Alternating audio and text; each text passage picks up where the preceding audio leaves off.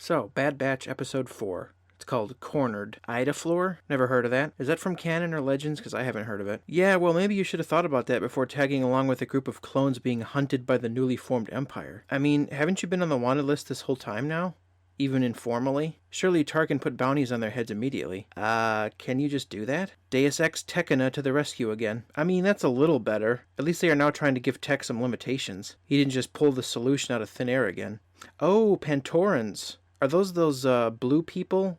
One of which was played by George Lucas himself in Revenge of the Sith. I think it's him, his wife at the time, and his daughter who were all blue in that scene with Anakin and Palpatine at the opera, playing Pantorans. I can't remember, have we seen Pantora before in Clone Wars or Rebels? I know we've seen Pantorans, but what about the actual planet? I love the design of the place.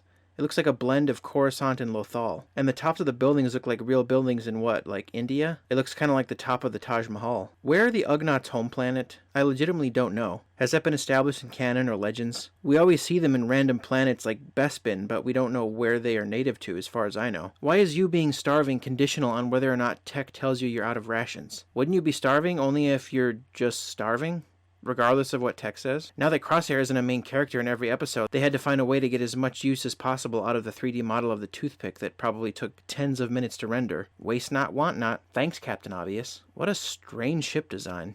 Oh hey, it's Mechanical Stomach Lady from The Mandalorian. Fennec Shand, right? Is this the first time an original Disney-era live-action character has been translated to the realm of animation? I know it's been the other way around, where they took an animated character and cast an actor for it, but I don't think it's been done this way. Those engines look just like the engines on the back of the Pillar of Autumn from Halo. Also, that looks like a traffic cone on top. Where did you find this perfectly fitting outfit?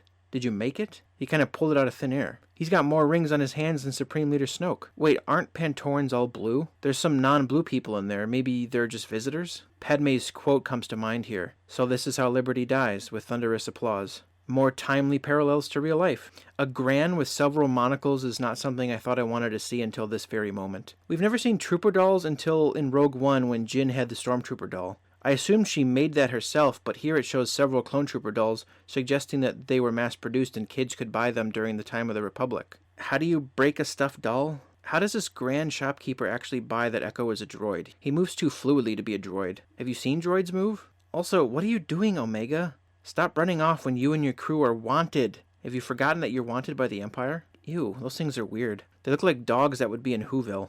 Omega is the #1 threat to the Bad Batch at this point. She's constantly getting into trouble and dragging the others into it too. If they get caught by the Empire, it's going to be her fault. Mark it down, remember this, because that's probably going to happen by season's end. Clink is literally the name of a Pokemon, just with a K instead of a C. Doesn't Hunter know that knives don't travel as fast as blaster bolts? Omega would be dead and on the floor before Hunter's knife even reached Fennec. Where is your gun? Do you even have one? I get that he likes using a knife, but in situations like this, you need at least a pistol. See? There goes your one and only weapon, Hunter. How incredibly convenient. You can just do that? There's no firewall to get through? Tech can do literally anything, it seems. For the 100th time, I repeat. How convenient. Have we ever gotten a proper explanation on how restraining bolts work? Because I'm still a little fuzzy on them. They can still move around with them on, so are they like an invisible fence? You know, the perimeter you set up in your yard that if your dog crosses, it shocks them? Is that the idea here? Maybe it deactivates them? Kinda surprising that their electronic sewer gates aren't security locked. Felons fleeing from the law can easily get away using these. That's a neat little detail. It's the same model of camera on the Death Star that Han, Luke, Leia, and Chewie shot out. These were undoubtedly installed by the burgeoning Empire to further cement their status as an authoritarian surveillance state on every world in the galaxy. I don't know that we've seen these cameras again outside of the OT until now. I love the music that plays anytime Fennec shows up. I don't know if that's the music that she had in The Mandalorian, but it's excellent nonetheless. She could have just shot him by now. She has a gun. And he just cracked his knuckles. The show clearly just wants a fistfight to happen. What? That's not how momentum or inertia or mass or physics in general works. What on earth is that? Is that an R2 unit with arms and legs? What the hell? Tech is basically Lucius Fox in The Dark Knight being able to tap into all the cameras. Wow. Really? That is the most convenient swoop bike of all time. He just happens to pull up and get off his bike right when he needs one. That was neither a tuck nor a roll, Omega. This has some serious Attack of the Clones Coruscant chase vibes. Fennec's armor even looks like Zamwazel's. This is also reminding me of that chase through the city in Star Trek Into Darkness, where Spock, completely out of character, turns action hero and punches Benedict Cumberbatch into subconsciousness. Don't remind me. Ew, that's so gross. It's like pulsating butt cheeks.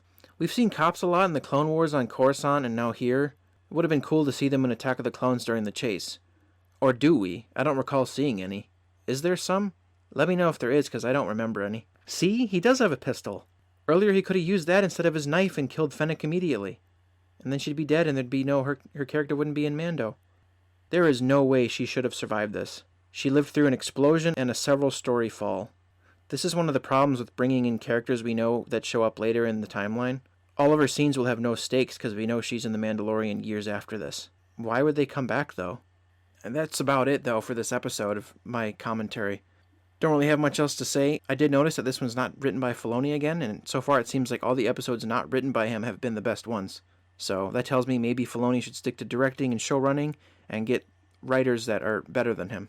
Yeah, sorry about this episode being a little late. It's because I was spending basically the whole week doing Mass Effect playthrough videos.